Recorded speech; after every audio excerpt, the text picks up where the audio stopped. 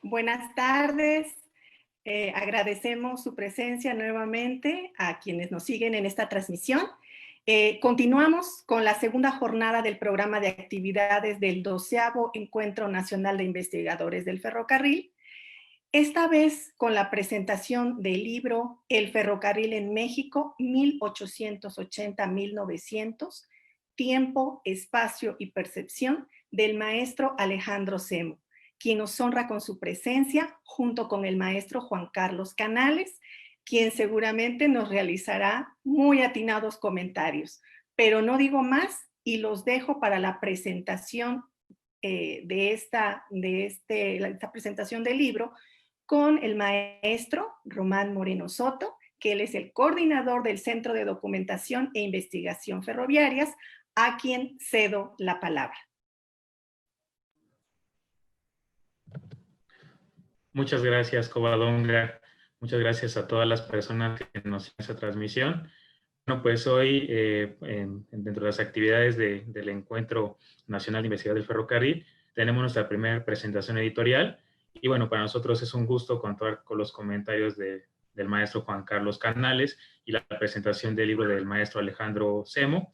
Dentro de toda esa trayectoria de investigación que ha llevado a cabo el Centro Nacional para la Preservación del Patrimonio Cultural Ferrocarrilero, a través de las fuentes que se resguardan en el Centro de Documentación e Investigación Ferroviarias, siempre ha sido un aspecto muy importante poderlas difundir y compartir con el público. Y en ese sentido, pues hemos tenido siempre el apoyo de muchos investigadores que se han sumado dentro de esta línea editorial de Horizonte Ferroviario para presentar sus trabajos. Y pues este es el caso del maestro Alejandro Semo, quien nos presentará hoy nuestra novedad editorial, el libro del Ferrocarril en México, 1880-1900, Tiempo, Espacio y Percepción, un texto del maestro Semo que pues él nos fue también presentando en diversos eventos que hemos llevado a cabo. El maestro Semo se ha presentado en otras emisiones del Encuentro de Investigadores, ha hecho parte también del trabajo del seminario de vías convergentes, donde también se discuten esas nuevas perspectivas multidisciplinarias para abordar con otros enfoques el tema del ferrocarril como un fenómeno que siempre involucra muchos aspectos. Entonces, para nosotros es un gusto presentarles esta novedad editorial de nuestro centro, de nuestro sello Horizonte Ferroviario, y bueno, pues máxime en este evento, nuestra 12ª emisión del Encuentro Nacional de Investigadores del Ferrocarril. Me voy a permitir leer la reseña del maestro Juan Carlos Canales, quien generosamente aceptó ser comentarista de esta publicación. Juan Carlos Canales es poeta y ensayista, estudió una maestría en literatura española en la UNAM y un posgrado en teoría psicoanalítica. Posteriormente formó parte del Seminario de Filosofía Política de Luis Cervantes y hasta el día de hoy se desempeña como profesor investigador de la Facultad de Filosofía y Letras de la UAP y conductor del programa El Territorio del Nómada, en la estación de radio de la propia universidad. Becario del Centro Mexicano de Escritores, su obra poética está recogida en los libros Antología Innecesaria, Sobre el Caos y Teoría. En el periodismo ha escrito y ha hecho ensayos para diversos medios. Y bueno, pues él tiene toda una vasta producción al respecto de sus estudios que ha llevado a cabo sobre la sociedad moderna. Algunos de ellos han aparecido en una revista muy importante, que es la revista Elementos, de la propia UAP. Y bueno, en esta ocasión compartirá con nosotros sus comentarios sobre el libro El Ferrocarril en México, 1880-1900, Tiempo, Espacio y Percepción, del maestro Alejandro Semo. Sin más, los dejo con el maestro Juan Carlos Canales. Bienvenido, maestro. Gracias, Román. Gracias a todo el Museo Nacional de los Ferrocarriles Mexicanos y gracias a Alejandro Semo por este libro que nos acaba de dar. Voy a empezar, ya que vengo de la literatura, mi primer referente va a ser la literatura. Igual era un pequeño fragmentito de uno de los grandes poemas del siglo XX, La prosa del Transiberiano, de Blas Sendrán. Voy en camino, siempre voy en camino con la pequeña Juana de Francia. El tren salta peligrosamente y recae sobre todas sus ruedas. El tren recae sobre todas sus ruedas. El tren siempre recae sobre todas sus ruedas. Blas, dime, ¿estamos muy lejos de Montmartre? ¿Estamos lejos, Juana? Viajas hace 7 días. Estás lejos de Montmartre, de la loma que te nutrió, del Sacré-Cœur que te resguardaba. París ha desaparecido con su resplandor enorme. No hay más que cenizas continuas. La lluvia cae, la turba se infla, Siberia gira, pesados mantos de nieve van subiendo y el cascabel de la locura tirita como un último deseo en el aire azulado. El tren palpita en el corazón de los horizontes plomisos y tu dolor se mofa. Bueno, les comentaba, creo que también las presentaciones del libro, como los programas de radio, Román, empiezan antes de la transmisión. Y nosotros empezamos el comentario de este libro antes de la transmisión. Entonces, dado que es un tema tan distante a mi trabajo académico, me gustaría contarles mi experiencia de lector común del libro de Alejandro Semo. Luego, cuando me invitaron a participar, primero recibí la invitación con mucho escepticismo y luego con mucha preocupación, porque ¿qué podía yo decir sobre un tema tan específico como la historia del ferrocarril en México? Y empecé el libro marcado por ese escepticismo y ese temor. Desde luego, los primeros capítulos del libro de Alejandro me enfrentaron a una historia más sobre el ferrocarril de México. Es decir, una historia económica, una historia política, las transformaciones de la economía agraria en la economía urbana. Pero a medida que fui avanzando en la lectura del libro, el libro realmente me atrapó. Me atrapó primero por la erudición de Alejandro. Es un libro que se desplaza por múltiples concepciones de la historia. Es la historia económica, pero también la historia de las mentalidades, la historia de la tecnología, y a ello súmale un conjunto de saberes que van de la sociología a la filosofía y desde luego a la literatura. Me encontré con un Gutiérrez Nájera que nunca había leído. Me sorprendió la lectura que haces de Gutiérrez Nájera de las fuentes literarias. Pero además, digamos, de esta erudición, hay que sumarle otras 2 cosas que me parecen muy importantes del libro. La sensibilidad de Alejandro para captar que la historia no son solo esos grandes acontecimientos, sino eso que impacta en la condición humana. Comentábamos hace un momento que la tesis principal de Max Weber en la ética protestante no es pensar la racionalidad moderna en abstracto, sino como esa otra piel que se pega al sujeto. Y ahí me parece que está la clave del libro. Cómo el ferrocarril impactó en la condición subjetiva de los mexicanos para perfilar un proyecto de nación.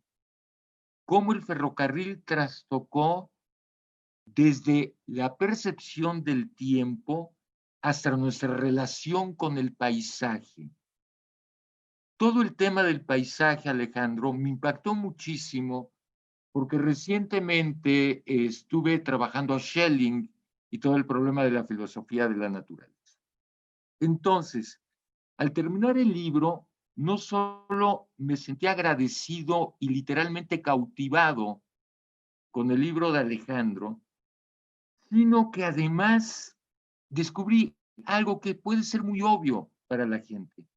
Nunca alcanzamos a ver lo que hay detrás de un fenómeno que hoy desgraciadamente ya no está en nuestro horizonte de vida, como es el ferrocarril por la marginación que ha sufrido en México, pero que era parte de la vida cotidiana, ¿sí?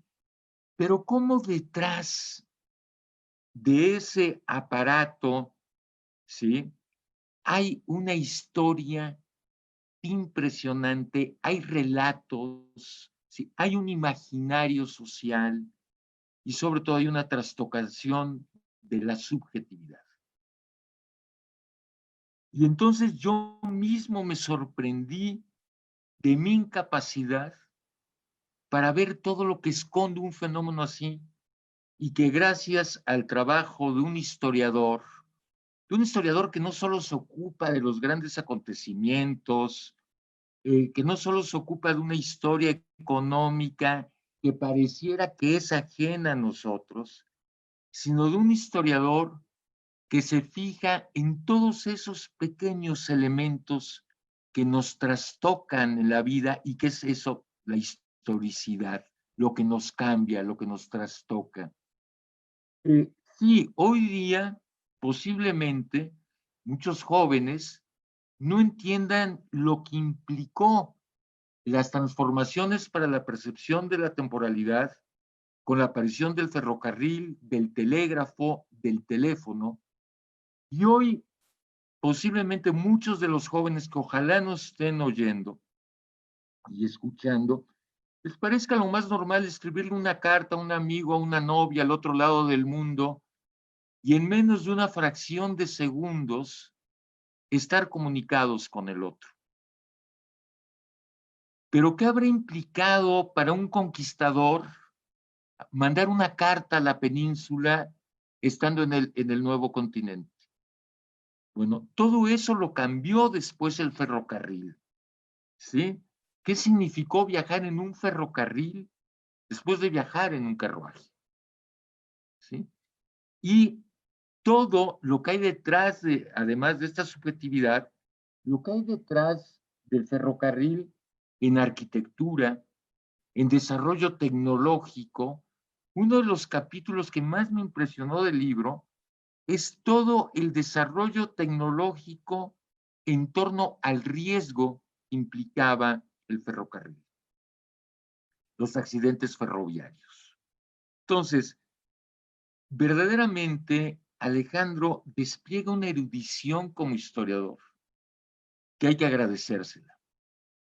Y esta capacidad para transmitirnos, porque eso me parece fundamental, la capacidad para ponernos en esa escena y junto a estos personajes de la fotografía, en una estación están campesinos con sujetos de clase media, con militares, nos sitúa en esa escena. Eso me pareció maravilloso, Alejandro, de tu libro.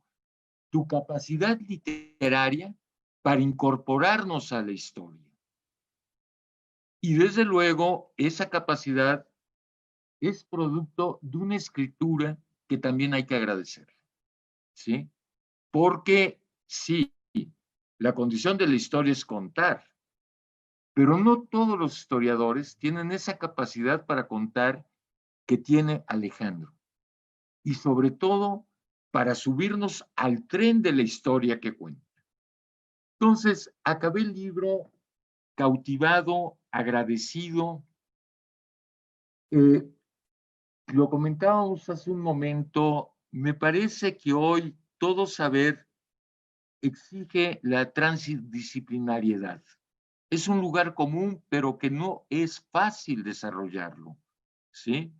Y me parece que la virtud del libro es cómo a partir de una beta, que es el ferrocarril, va articulando todo un mundo que va desde la historia económica hasta la filosofía, Bersón, Walter Benjamin, ¿sí? Y en ese sentido, creo que es un libro singular y único en la historiografía mexicana, ¿sí? No sé mucho de la historia del tren, desde luego soy un lector de historia permanente, asiduo, y en los trabajos históricos que he leído sobre México, el libro de Alejandro es una obra singular y admirable. Yo creo que yo reduciría, encontré dos frases que me gustaría citar, porque creo que ahí están los dos núcleos fundamentales del libro. La primera es la pregunta, ¿por qué la vida ferrocarrilera no ha encontrado su Homero todavía? Yo creo que ya lo encontró, y es Alejandro Semo. Yo creo que ya lo encontraste. Sí. ¿Por qué, Alejandro?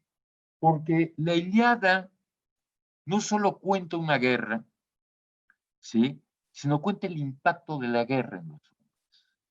Cuenta la heroicidad, el temor, ¿sí? El duelo frente a la muerte.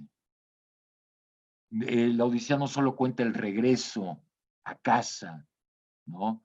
Lo que significa ser un desconocido más. No, cuenta ese mundo interior. Y tú has logrado contar una historia que se desdobla en múltiples niveles de relato. Eso es lo maravilloso. Y el otro tema que me parece fascinante y que creo que ahí está tu preocupación es si el Zócalo es el espacio de lo natural para las fiestas cívicas, las estaciones del ferrocarril fueron el vínculo con el otro.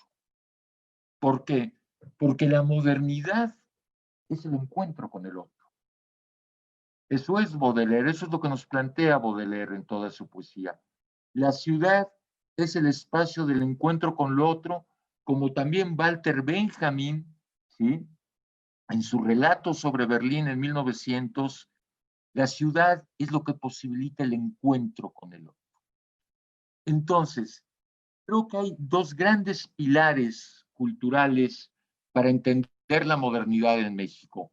Uno es el ferrocarril y sus implicaciones económicas, políticas, ¿sí? Como un elemento de homogeneización social, pese a las dificultades que implica homogeneizar una sociedad como la nuestra.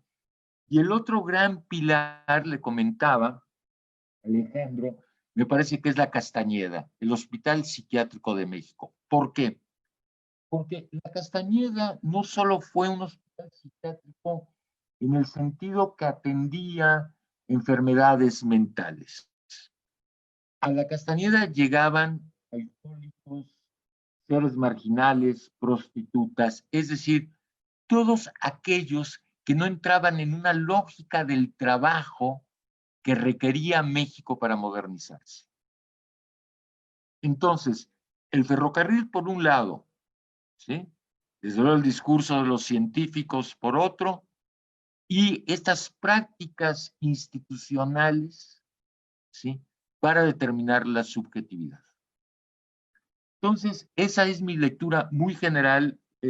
Ahora hay que charlar con Alejandro todos los elementos que integran su obra, todas sus preocupaciones, desde el problema del tiempo, ¿sí? Lo que significa el tiempo en una sociedad, ¿sí? Cómo absorbemos, cómo incorporamos las temporalidades, cómo las vivimos, hasta la experiencia del espacio, ¿sí? Porque claro, tiempo y espacio no se pueden separar realmente, ¿no? Nos lo enseñó Einstein, son dos categorías que dependen una de otra. Entonces, la alteración del tiempo es una alteración del espacio, es una relación nueva con la naturaleza. Y Realmente estoy sorprendido, Alejandro, y te lo repito, estoy agradecido porque el domingo que terminé tu libro, me enfrenté a no quererlo terminar. No me gustó terminarlo. Ahora creo que desde luego con ese caudal de conocimientos históricos, con esa cultura que tienes, yo te propondría que un segundo volumen sea el ferrocarril en el arte, en la arquitectura, en la música, en la literatura, ¿sí? ¿Cómo pasa ahora como este factor imaginario al arte, por ejemplo? Que desde luego está las crónicas que relata de viajeros en México desde antes del ferrocarril hasta la aparición del ferrocarril, ¿sí? Desde luego hay un buen trecho literario y entonces ojalá a todos nuestros radioescuchas, mira, un acto fallido, a todos los escuchas y la gente que esté viendo esta transmisión, ojalá lea el libro de Alejandro, porque hay una erudición impresionante que va desde la historia clásica hasta Freud. Hay un conocimiento de Freud que me llamó mucho la atención, ¿sí? Lo que significa, en efecto, por ejemplo, esta lectura que hace del malestar en la cultura, porque en efecto la modernidad es una superyoización de la sociedad, del deber, de la racionalidad, etcétera, etcétera. Entonces, hay un recorrido teórico admirable, ¿sí? Y estamos, repito, ante un libro sorprendente, muy bien escrito. Es importante que un libro esté bien escrito, bien contado. Entonces, Alejandro, muchas gracias por este libro y desde luego un tema que yo sentía tan ajeno, ¿no? Tan distante, ahora lo veo tan próximo y tan vivo, y eso es la función de la historia. La historia no es solamente pensar el pasado, es pensar lo que el pasado nos marca para el presente. La historia es presente también, ¿sí? Y entonces esto implica una reflexión sobre nuestros procesos de modernización, ¿sí? Hasta hoy la pregunta es, yo me decía, bueno, qué lástima que hoy los jóvenes no conozcan los trenes. Yo tuve la suerte de viajar en trenes de la Renfe, en aquellos viejos trenes españoles, hasta en trenes soviéticos. Yo llegué a viajar en aquellos trenes soviéticos, ¿sí? Que iban al este, que eran los trenes con los que se hizo la Revolución Rusa, ¿sí? Porque las grandes revoluciones se han hecho en tren, fundamentalmente, ¿sí? La Revolución Mexicana se hizo en tren. Bueno, qué lástima que hoy los jóvenes ya no tengan esa experiencia de viajar en un tren, lo que significa esperar o despedir a alguien en una estación, ¿sí? Con estos trenes hipermodernos que hay hoy en Europa, ya no tiene el tren ese sabor que tenía, esas eh, sillas de madera en las que uno viajaba en segunda clase, que un viaje de 5 o 6 horas podía implicar un verdadero calvario, ¿no? Bueno, esa es una experiencia histórica que ojalá algún día los jóvenes puedan volver a sentir lo que significa estar en una estación de tren, ser recibido por alguien y desde luego este contacto con la otredad que es la condición de la sociedad moderna. Gracias, ese sería mi único comentario y ojalá que ahora escuchemos a Alejandro Semo.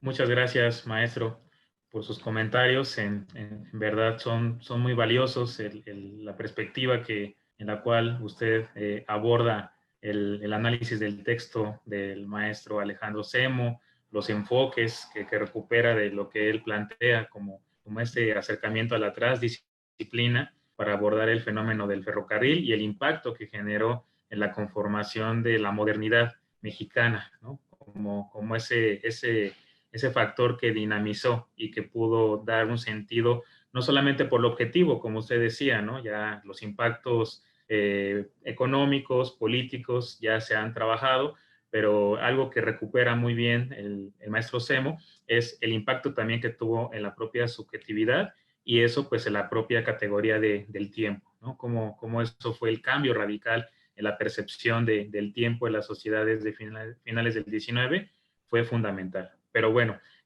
voy a leer una pequeña semblanza del maestro Semo para que podamos escuchar sus comentarios. Alejandro Semo es periodista e historiador, terminó sus estudios de posgrado en Historia por la UNAM, actualmente es profesor investigador de la Academia de Estudios Sociales e Históricos de la Universidad Autónoma de la Ciudad de México, UACM. Dirige desde hace varios años la revista electrónica Estudios de Historia Cultural. Lo dejo entonces a usted, maestro Semo, le cedo la palabra. ¿Puede conectar su micro, por favor, maestro? Yo quisiera comenzar pues agradeciendo este encuentro, ¿no? Primero, bueno, los organizadores, Covadonga, Román, ¿no? Que han hecho este trabajo pues sorprendente.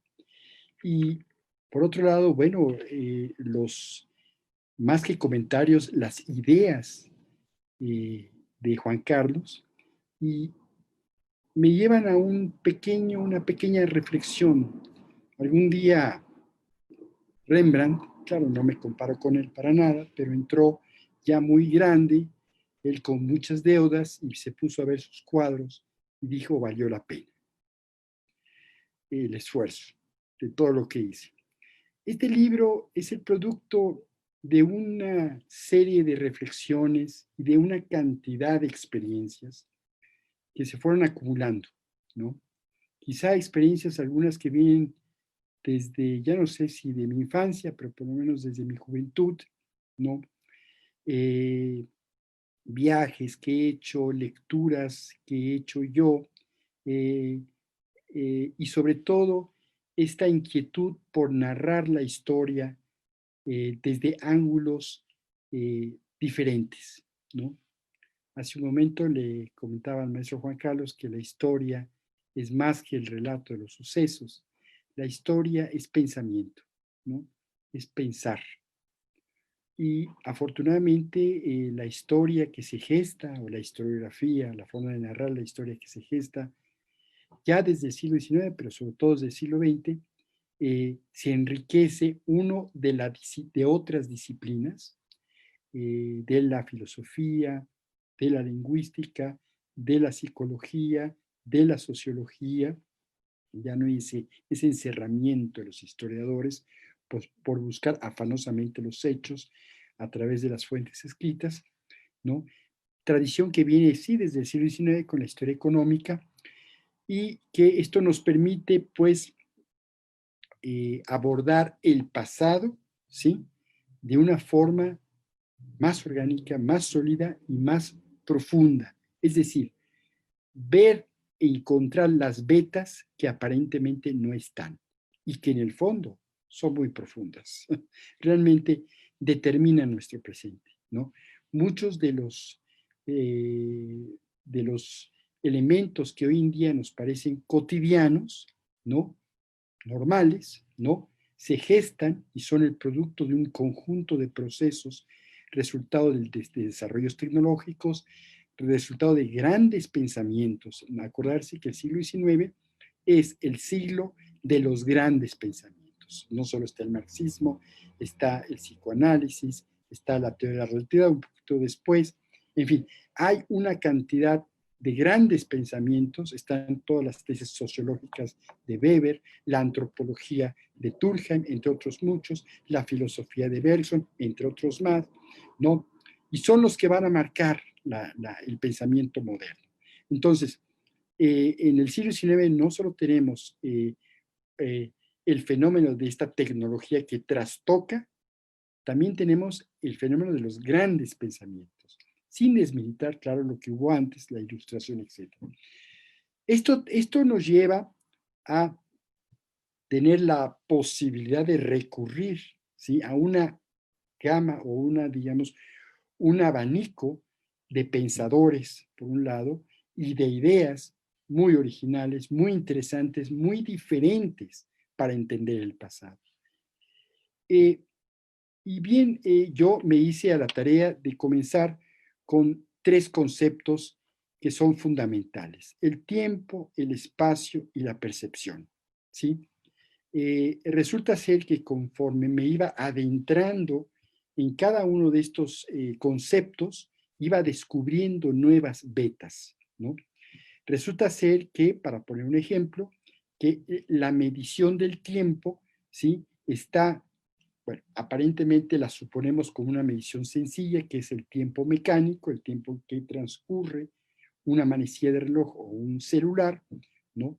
No, nosotros vivimos, experimentamos diferentes formas de tiempo sin darnos cuenta, ¿no? El tiempo público y el tiempo privado. El tiempo público es aquel que pues todos coincidimos a una hora determinada, pero yo puedo adecuar el tiempo privado, a dedicarle cierto tipo de tiempo a una actividad. Quizá uno de los tiempos más profundos, más interesantes, es aquel que desarrolla Bergson. Es el tiempo profundo, el tiempo relativo y el tiempo absoluto. ¿Sí?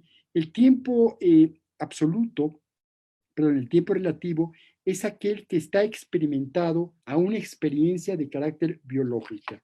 De ahí que es un tiempo relativamente, es un tiempo subjetivo, pero que se contrapone a una realidad del tiempo, porque el tiempo es mecánico, ¿no? Entonces, estamos adaptando, adecuando el tiempo a nuestra experiencia vivencial, ¿no? Ahí tenemos un ejemplo muy interesante.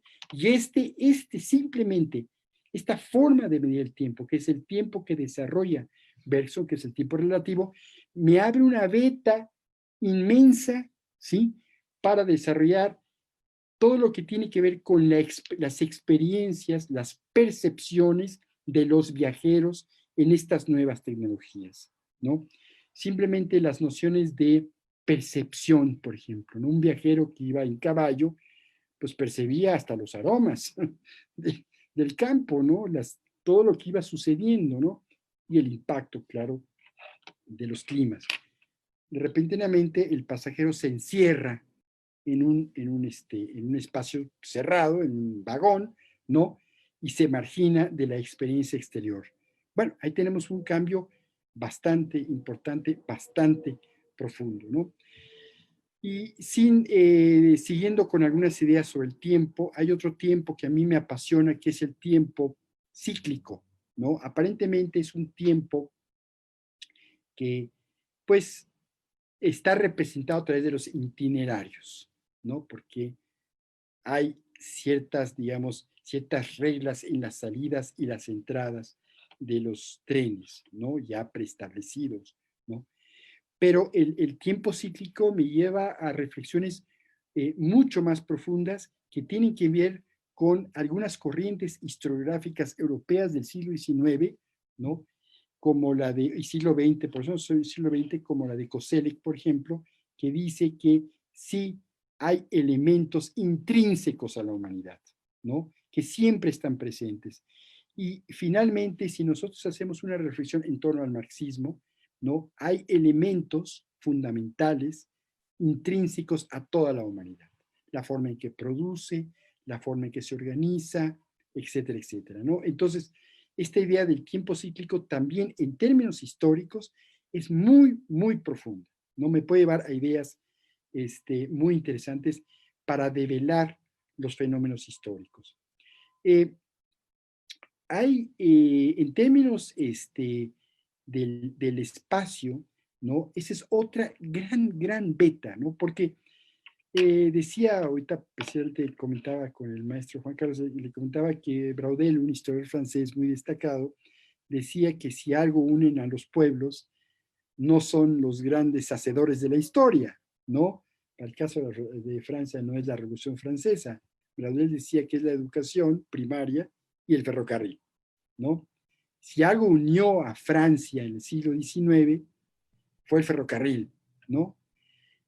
Yo creo que para México es también una reflexión muy interesante, porque sí, asociamos al ferrocarril con el control político de un gobierno que, bueno, ha sido motivo de grandes debates y grandes discusiones, el porfirista, que utilizó el ferrocarril, es cierto, para tener un control político y social del país bajo su égida, pero que también le permitió al país verse como una unidad.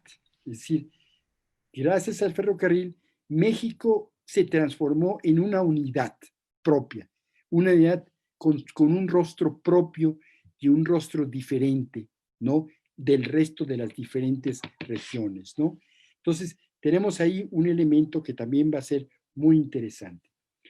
Ahora bien, recorriendo el libro, hay un aspecto que a mí me interesó mucho, que es todo lo que tiene que ver con la sociología del ferrocarril asociado, ¿sí?, a la experiencia del viaje en función de su propio desarrollo tecnológico y cómo el ferrocarril se transformó en un elemento de ostenticidad política, ¿sí?, y de control. Bueno, el ejemplo más tangible, más obvio, es el tren amarillo de Porfirio Díaz, ¿no? Por ahí hay una foto, yo metí en el libro una foto del tren amarillo de Porfirio Díaz. A mí me impresiona, ¿no?, que después tuvo su otra versión más moderna en el siglo XX con el tren Oliva de Calles. Eh, eh, pero el tren también se va a transformar en una herramienta de ostenticidad, de beato, ¿sí? Y también de imposición de clases. De ahí que cuando o durante la Revolución Mexicana, tanto las fuerzas zapatistas como las fuerzas villistas, quizá más las ambas, se apropian del ferrocarril, ¿sí? Pues se están apropiando, ¿sí?, de todo un sistema de opresión y de control, no solo político-militar, sino también de clase, ¿no? Entonces, tiene una gran significación en ese sentido, ¿no? Y hay que mencionar que esto de los conceptos van cambiando con el tiempo, pero en la primera, bueno, cuando surge el ferrocarril no existía el concepto de Pullman. Hoy la palabra Pullman nos es muy común, pero Pullman es una reminiscencia ya que lo usan estas empresas de camiones ya como una reminiscencia que tuvo un significado muy importante, porque cuando surge el ferrocarril, y yo por ahí pongo una fotografía de los primeros ferrocarriles, que eran tremendamente incómodos, era terrible viajar en esos trenes. Afortunadamente me encontré con una excelente crónica de Guillermo Prieto, que describe perfectamente la experiencia de subirse a un tren de esos, ¿no? Y si no fuera por el alcohol, o sea, por las, digamos, yo creo que era un sufrimiento, ¿no? Y después viene el impacto de esta idea de, con el tren Pullman, de reproducir la vida cotidiana y la comodidad en el viaje. Es decir, aislar más al viajero. Yo todavía conozco gente, y yo, bueno, lo viví en alguna ocasión, tuve la experiencia, y conozco gente que me dijeron, es que me subí en la noche al tren que iba a Guadalajara, y me despertaba tranquilamente, había dormido y la pasaba muy bien, y salía a trabajar, ¿no? Bueno, esto, sí, tuvo un cambio realmente muy profundo, ¿no? Bueno, tenemos ahí otro ejemplo que es muy interesante. Ahora, algo que mencionaba Juan Carlos que tiene que ver con las estaciones del ferrocarril. Muchos de los, bueno, en la historia, ¿sí?, las construcciones, las más significativas, las más grandes, representan, ¿sí?, al grupo de poder preeminente, ¿no? En la época medieval, bueno, eran las iglesias. Veamos qué iglesias tenemos, ¿no?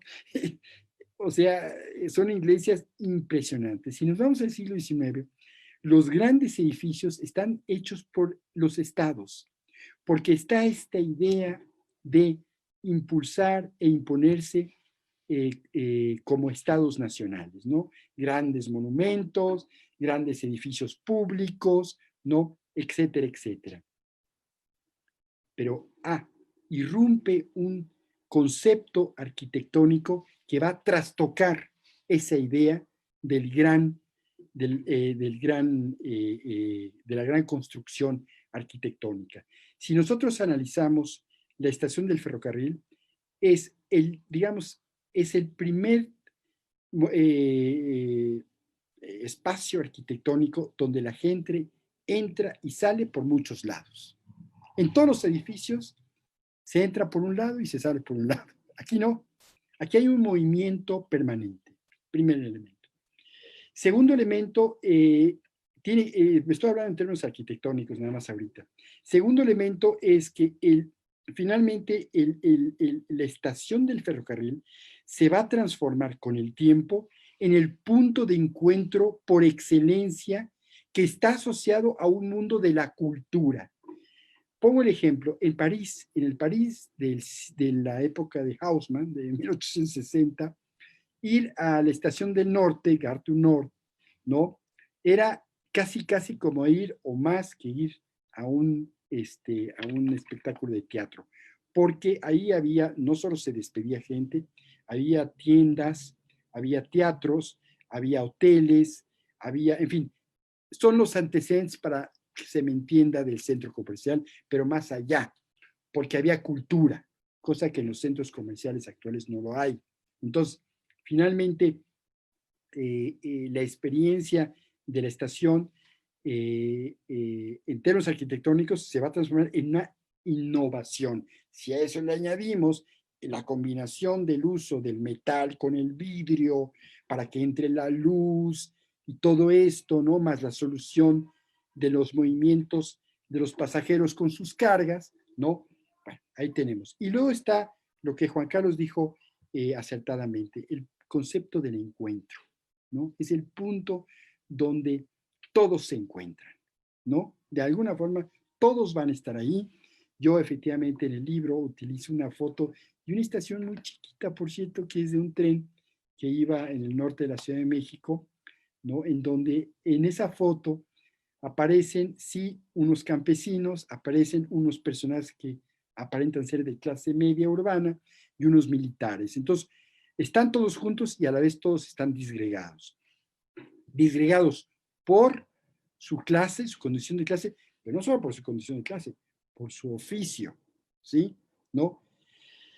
Y entonces tenemos este concepto de la estación del tren como, yo me atrevería a decir, como un gran sucesor de historia, o sea, grandes sucesos en la historia pasaron por ahí, y es una historia que no se escribe, que no se relata, ¿no? Por ahí, claro, hay fotos de Casasola y otros más, donde llegan personajes muy destacados, ¿no? Pero fuera de eso casi no hay. Entonces, y en México tuvimos estaciones, bueno, la estación de Veracruz no le pedía nada a la estación, perdón, de la Puerta del Norte en París. Y conforme fui desarrollando el texto, fui trabajando, comencé a descubrir algunas otras cosas que yo no sabía que existían como tal, pero que en la lectura me fueron surgiendo. Descubro que finalmente la industria del turismo tal como la conocemos hoy en día surge en el siglo XIX. Y digo que la conocemos hoy en día. Reservaciones, publicidad, hoteles, pero lo interesante es que en el siglo XIX tenemos una industria capitalista que se va desarrollando poco a poco y que define claramente sus categorías. Desde un simple viaje que va a un evento, ya sea civil o religioso, hasta ya itinerarios más complejos, ¿no? En donde la gente pasa por varias ciudades, hoteles organizados, eventos organizados, hasta el turismo de inversión, que son estos lugares donde iban a fuentes termales a descansar o iban de casa. Aparecían anuncios en las estaciones estas de los trenes norteamericanos para que los turistas vinieran a México, porque eran inversionistas norteamericanos generalmente los que organizaban esto, y también los había europeos, pues sobre todo los americanos. Entonces es un turismo de inversión. Todo esto se fue dando, ¿sí?, en el siglo XIX. Entonces tenemos una industria que no existía y que surge a partir del siglo XIX, surge a partir del ferrocarril. Y claro, está algunas reflexiones muy profundas importantes, profundas de estos pensadores, que por cierto Juan Carlos ya los mencionó, Sigmund Freud, Walter Benjamin, bueno, Bergson, ya lo mencioné, ¿no? Y que realmente me permiten a mí entender con mayor profundidad el fenómeno ferrocarril. Comienzo por Walter Benjamin. Walter Benjamin tiene un texto en donde él desarrolla el impacto que tuvieron estas nuevas tecnologías de la reproducción impresa, ¿sí? Él se refiere, por un lado, que si bien en el pasado muy pocos tenían acceso, o eran muy pocos los que tenían acceso a la cultura, al arte y sobre todo a la pintura, con estos medios de reproducción masiva ya se va a poder tener, mucha gente va a poder tener acceso a grandes cuadros, a grandes obras, etcétera, ¿no? Me estoy refiriendo a este concepto porque Benjamin era un creador de conceptos. Me refiero al concepto del aura, ¿sí? Es decir, Benjamin se hace un cuestionamiento muy sencillo, es decir, las pinturas, sobre todo las pinturas, cuando se exponen en un lugar, cumplen una función específica. El ejemplo más significativo son las pinturas religiosas en las iglesias. Están asociadas a eventos de carácter religioso, sucesos religiosos, para que coadyuven en todos estos procesos de religiosidad y de evangelización. ¿Qué sucede si yo extraigo una obra de estas de la iglesia? Le quito algo, le quito la función social, la función que cumple esa obra artística.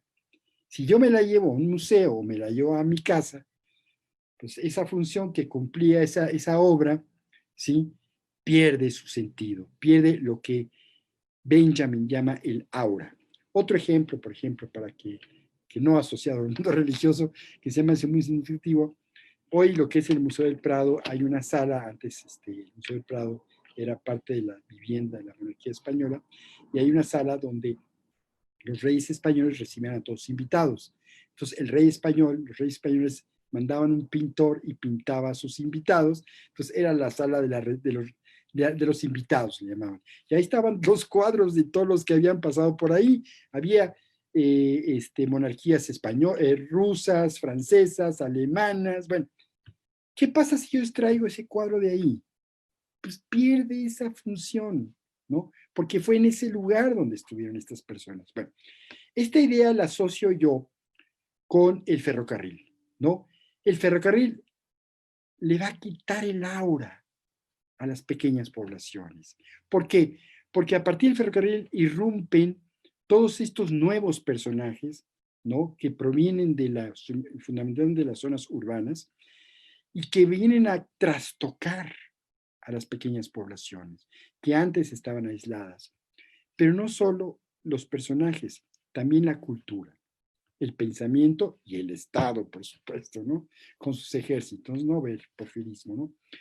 Entonces, cambia totalmente. Pero lo mismo sucede con los productos manufacturados. O sea, si yo llevo un producto artesanal que se vendía localmente en un lugar y me lo llevo a un lugar lejano como Chicago, ese producto algo va a perder. El significado y el sentido de lo que tiene ese producto. Una cajita de Olinalá, por ejemplo, ¿no? Se me ocurre, ¿no?, que es un producto artesanal. Si yo me lo llevo a un lugar muy lejano para comerciar con él, pierde algo. Entonces ahí tenemos un elemento, ¿no? Otro elemento también es el concepto, bueno, entonces ahí Benjamin me está comenzando a dar elementos de reflexión muy interesantes, ¿no? Tenemos el caso también de Weber. Yo con Weber tomo algunos elementos sobre el protestantismo también, y otro elemento que a mí me gusta mucho y que yo retomo de Weber es esta idea y esta noción del tiempo en términos del tiempo transcurrido, ¿sí?, por los digamos, todo lo que tiene que ver con el Fordismo, la producción industrial, todo lo que tiene que ver con la eficiencia del capitalismo moderno en términos de tiempo-producción, ¿sí? Y ello trastoca totalmente con los ritmos de tiempo de las antiguas poblaciones, ¿no? Entonces, por ejemplo, el ejemplo más tangible es cómo llegar puntual a un ferrocarril, ¿no?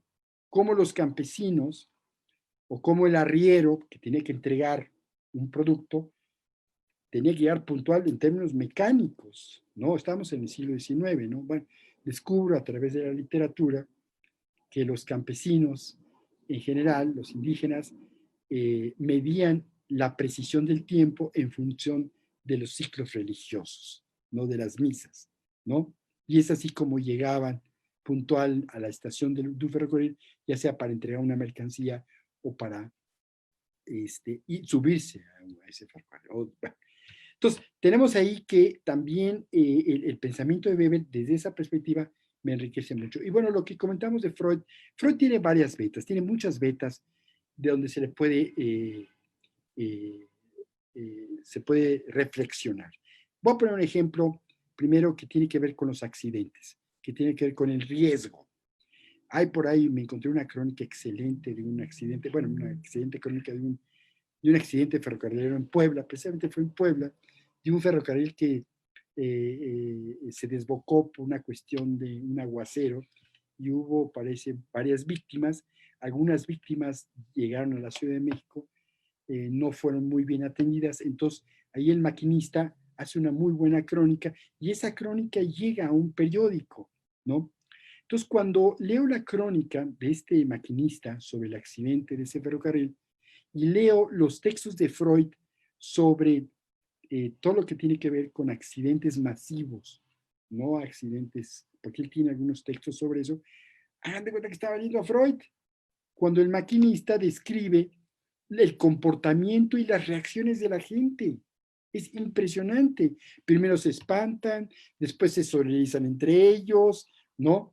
Entonces, ahí hay toda una beta de reflexión muy interesante, ¿no? Freud escribiría 30 años después sus reflexiones sobre algo que coincide con el comportamiento de la gente frente a este accidente ferrocarrilero, ¿no? Entonces, estoy teniendo estos pensadores del siglo XIX que me están enriqueciendo. Y otro elemento que habíamos comentado sobre Freud, que es muy interesante, es el que está asociado a todo lo que tiene que ver con el destino y el futuro, o la predestinación de un futuro de carácter supraterrenal. Es decir, mientras el discurso oficial de la época está asociado al progreso, ¿no? Y ahí el ferrocarril va a jugar un papel muy importante porque el ferrocarril va a ser una herramienta fundamental para la idea del progreso. El discurso religioso, sobre todo en las inauguraciones, por ejemplo, la inauguración de ferrocarril que iba de la Ciudad de México a Veracruz por el obispo de la Ciudad de México, se refiere al destino impredecible de los pasajeros al subirse a estas nuevas tecnologías. Y no es que la iglesia estuviera en contra del ferrocarril, y eso quiero aclararlo, ¿no? Pero siempre está, entonces, me doy cuenta que los pasajeros entran en una especie de pequeño estado de ansiedad o de inseguridad, que toda esta idea de la idea del progreso, el desarrollo y lo que implica esta tecnología se desvanece, ¿no? Hay esa contradicción de discursos entre las dos élites, la del Estado y la de la Iglesia, que están chocando, ¿no?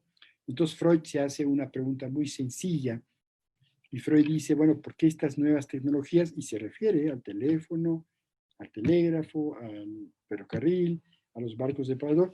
¿Por qué estas tecnologías no inciden pues en estados de mejor bienestar o de mayor bienestar social?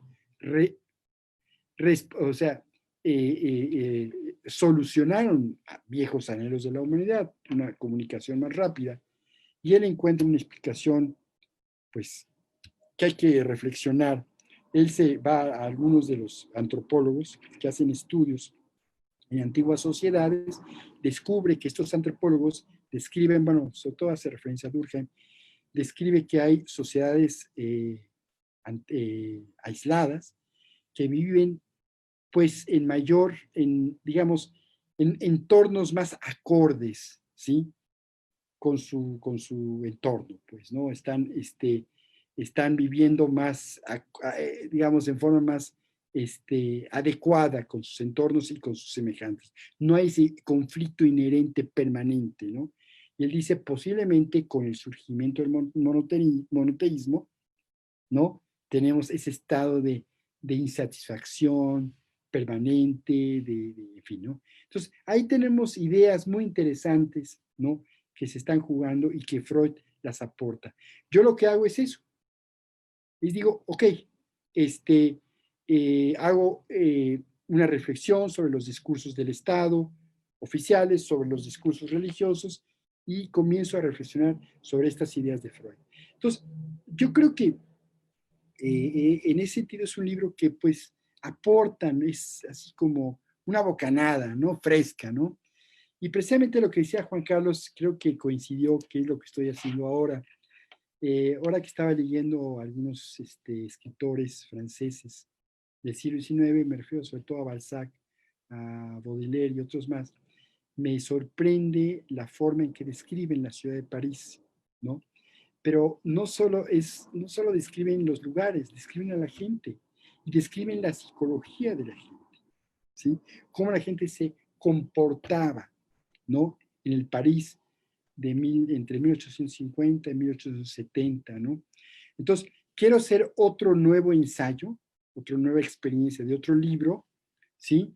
Y me voy a tomar a los literatos mexicanos para tratar de entender cómo la gente se comporta frente a estos cambios tecnológicos. Es decir, me voy a adentrar en lo que Castoradés llamaba el simbolismo y sobre todo los imaginarios sociales, ¿sí?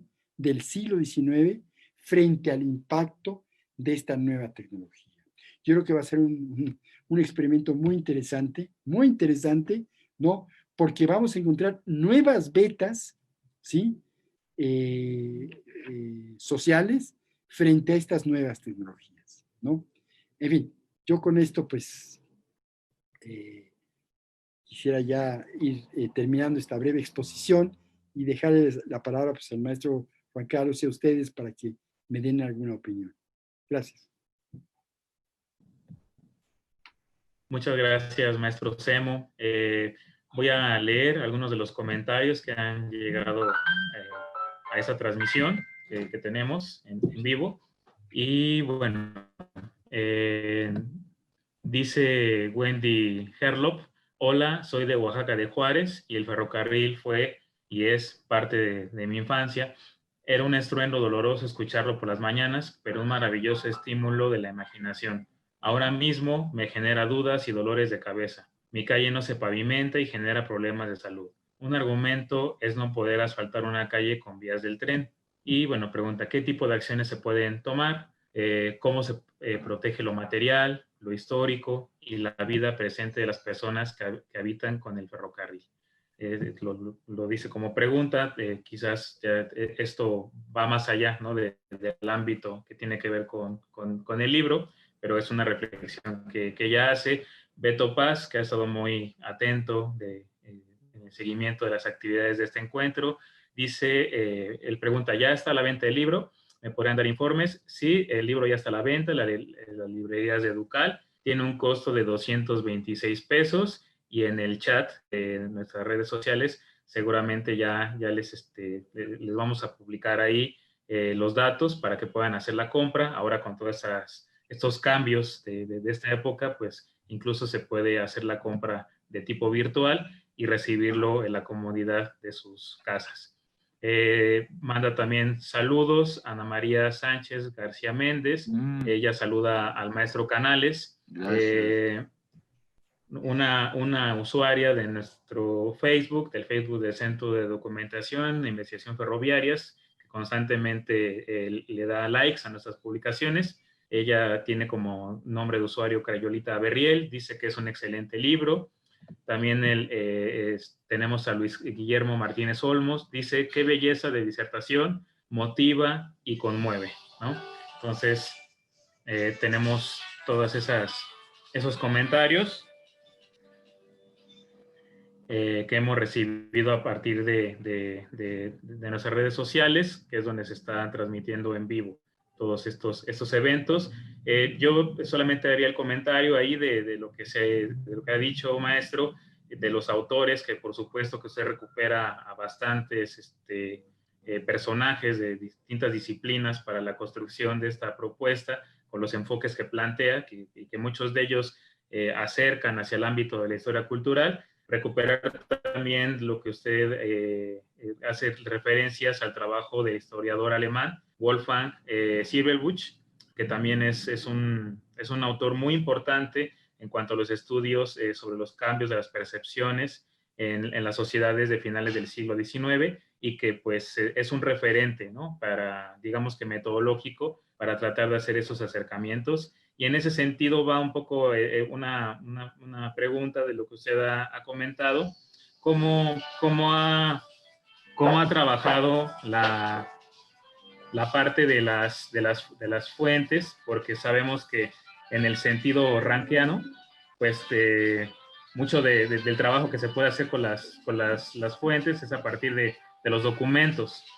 Pero ya en el caso de lo que usted ha dicho, pues ha sido pues muy importante la recuperación incluso de las memorias de los viajeros, de otros aspectos que usted ha recuperado para encontrar esa subjetividad. Entonces, en ese sentido, de la historia cultural, de lo que plantea Roger Chartier, de lo que incluso han trabajado también algunos de los historiadores italianos, ¿no? Como el trabajo que hace Ginsburg con el queso y los gusanos.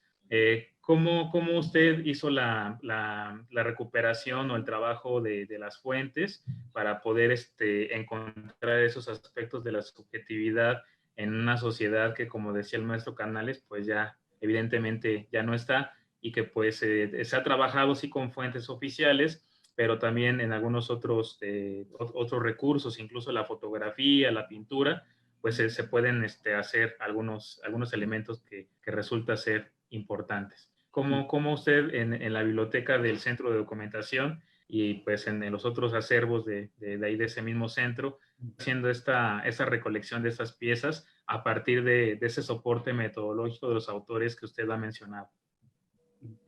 Sí, por eso es una pregunta muy importante, el uso de las fuentes y la reflexión de estas, sobre todo, ¿no?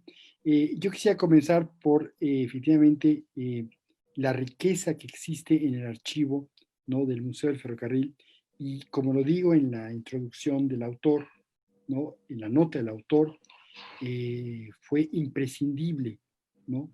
Las fuentes bibliográficas, hemerográficas y también fotográficas, por supuesto, para este libro, ¿no? Ahí es donde encontré, como es una biblioteca especializada, no solo encontré el material especializado, sino las personas que me llevaron el material especializado. Yo he estado en otras bibliotecas y a veces me cuesta trabajo ir a esas bibliotecas porque tengo que yo buscar, se me dificulta. No, esto es un privilegio el haber trabajado en la biblioteca del Museo del Ferrocarril, porque hay gente que conoce el acervo. Y lo más importante, hay gente que ve la especialidad del acervo, que es el ferrocarril, está comprometida con este elemento tecnológico, histórico de gran importancia, ¿no? Y todo lo que tiene que ver. Entonces, comienzo diciendo que fue fundamental, y yo voy a seguir utilizando ese acervo, y gracias a ese acervo, pues, en gran parte, pues, se debe este libro, ¿no? Porque mucha de la información no la hubiera encontrado en otra parte. En este sentido, bueno, quiero destacar a Isabel, quiero destacar a Covadonga, a Patricio, todos ellos trabajan en ese acervo y conocen ese acervo, y les quiero expresar mi más sincero reconocimiento a ellos. Román, por supuesto, antes que nada, a Teresa, por supuesto. Teresa dirige el centro, es una persona comprometida con los ferrocarriles. Desde Conaculta. Bueno,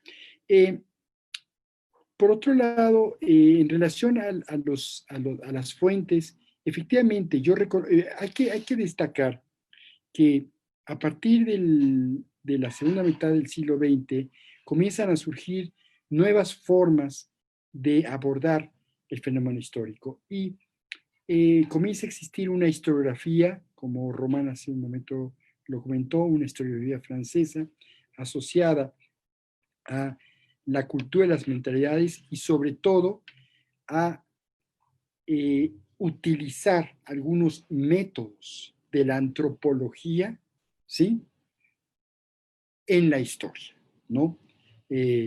Yo creo que en ese sentido Robert Darnton ha aportado cosas muy interesantes. Robert Darnton tiene, por ejemplo, un libro sobre,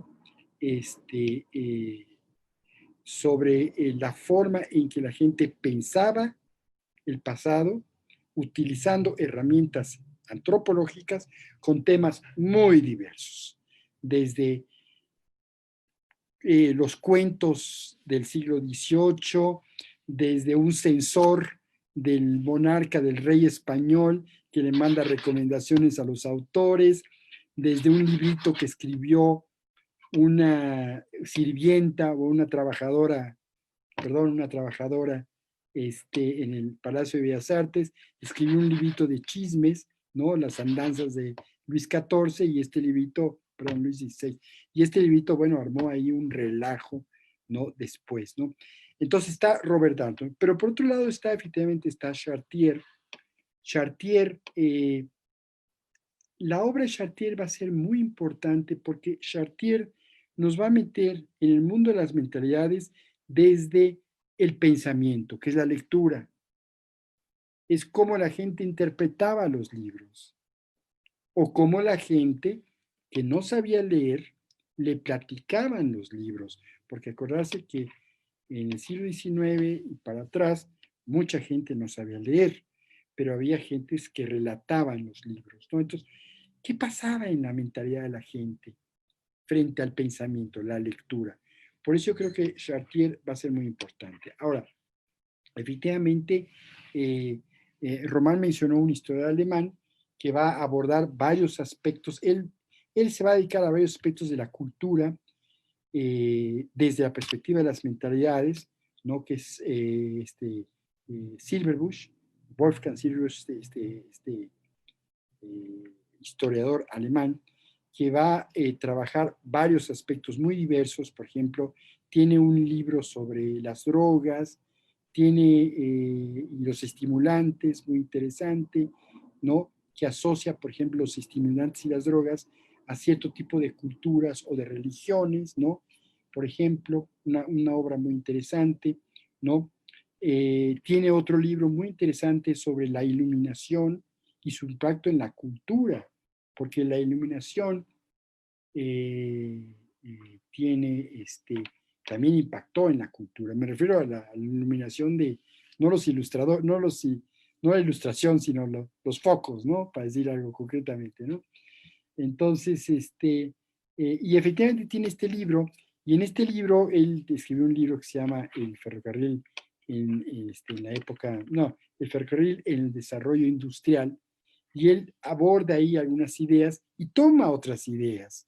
Por ejemplo, este concepto de que por cierto Silverbusch maneja, que es la aniquilación del tiempo y el espacio asociado a los medios de comunicación, que yo lo manejo en mi libro, es un libro que Silverbusch retoma de algunos pensadores del siglo XIX, sobre todo asociados al modernismo, ¿no?